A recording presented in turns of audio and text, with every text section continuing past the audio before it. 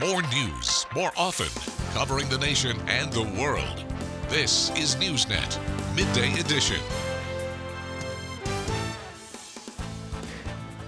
Thank you for tuning into NewsNet Midday Edition. I'm Remington Hernandez. Let's take a look at the news from across the country and around the world. Coming up, Hurricane Dorian unleashed fury upon the Bahamas, destroying entire islands. Meanwhile, North Carolina and Nova Scotia, Canada also felt the power of the storm. Plus, China's trade with the U.S. is falling as the two sides prepare for negotiations on ending the trade war. Then, the South Carolina GOP Executive Committee voted Saturday to skip a presidential primary in 2020. Also, the director of the Media Lab at MIT resigned Saturday as the school launched an independent investigation following explosive allegations involving Jeffrey Epstein. And the University of Tennessee has turned a child's homemade T-shirt into official apparel. We'll tell you why they decided to do it. More on these stories and others ahead, but first, let's get a look at our top story.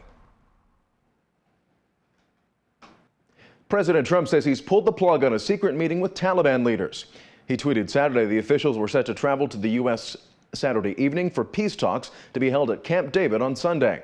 But the president tweeted he scrapped the meeting after the Taliban took credit for an attack in Kabul that killed 12 people, including a U.S. soldier. Inviting Taliban leaders onto American soil was an unprecedented move and a significant development in America's longest-running war, just days from the anniversary of the September 11th terrorist attacks. A source familiar with the details of the secret meeting said the plan was for Trump to meet separately with the Afghan president and with the Taliban's chief negotiator. The source said if Trump's meetings had gone well, the hope was to convince the two Afghan leaders to meet face-to-face for peace talks.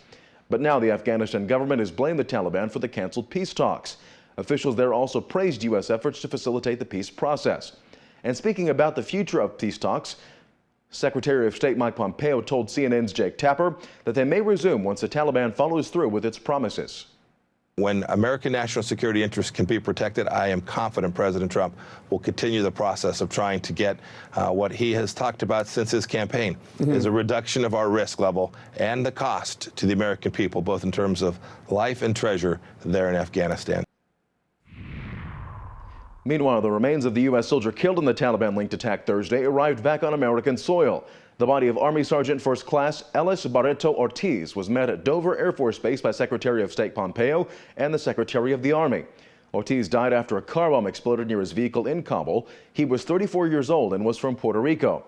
Ortiz was also a member of the 82nd Airborne Division paratroopers. He joined the Army in 2010 and had been deployed in Afghanistan for 9 months.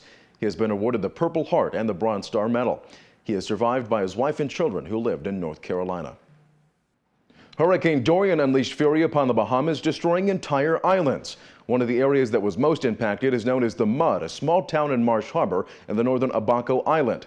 Local authorities are worried that many victims might be under the rubble, but they can't determine how many. Recovering those bodies, the government says, will be a very difficult task. Paula Newton is in Marsh Harbor with more. This is an area of Marsh Harbor called the Mud. As you can see, it took the brunt of Hurricane Dorian. You can only imagine the terror of people who were living here.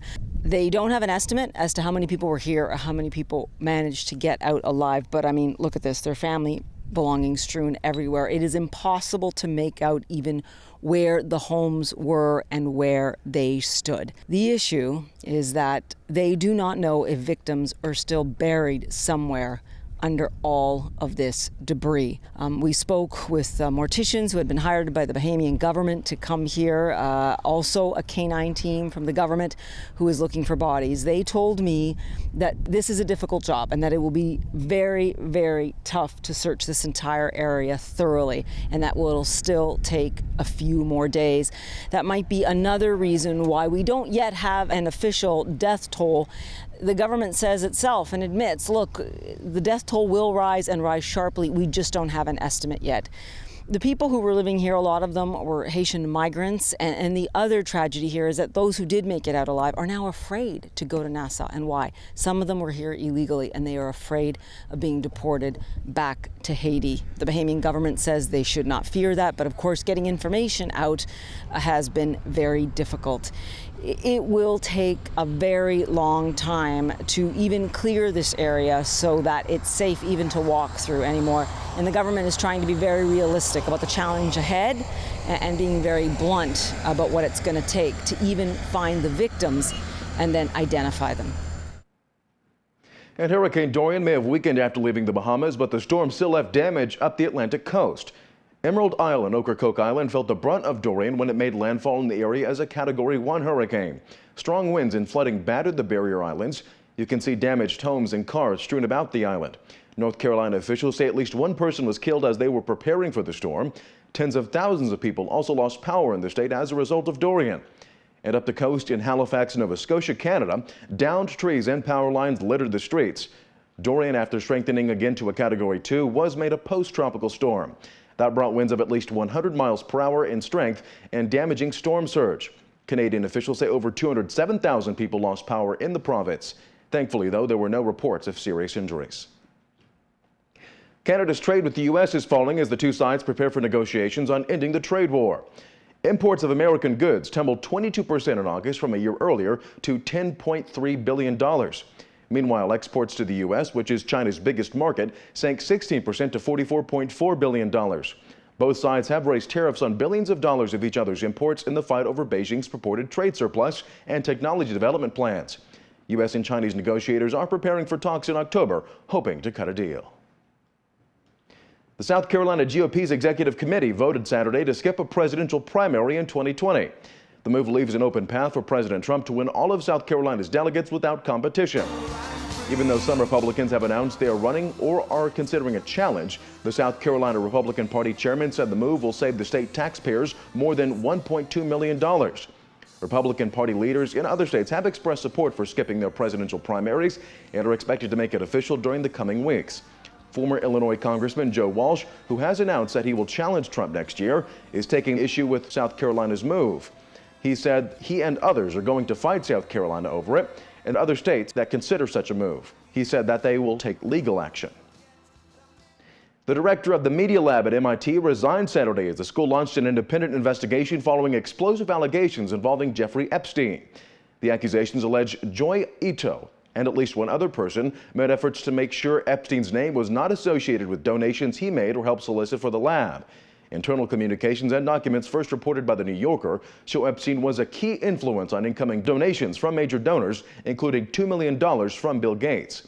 Ito issued an apology back in August, saying he was aware the lab had received some donations from foundations controlled by Epstein. He also vowed to raise money to support nonprofits that focused on helping survivors of human trafficking. MIT's president released a statement Saturday announcing Ito's resignation. The Big Apple is suing T-Mobile, accusing the company of scamming its customers. In a lawsuit filed Wednesday against the nation's third largest wireless carrier, the city claims T-Mobile violated New York's consumer protection law by allegedly selling used phones as new. The allegations don't stop there. The city also claims T-Mobile has adopted other deceptive practices, including enrolling customers in expensive plans without their consent, lying about its refund policy, as well as overcharging customers and failing to provide them with legal receipts. The lawsuit follows a year-long investigation into T-Mobile and its Metro stores, alleging the company violated consumer laws.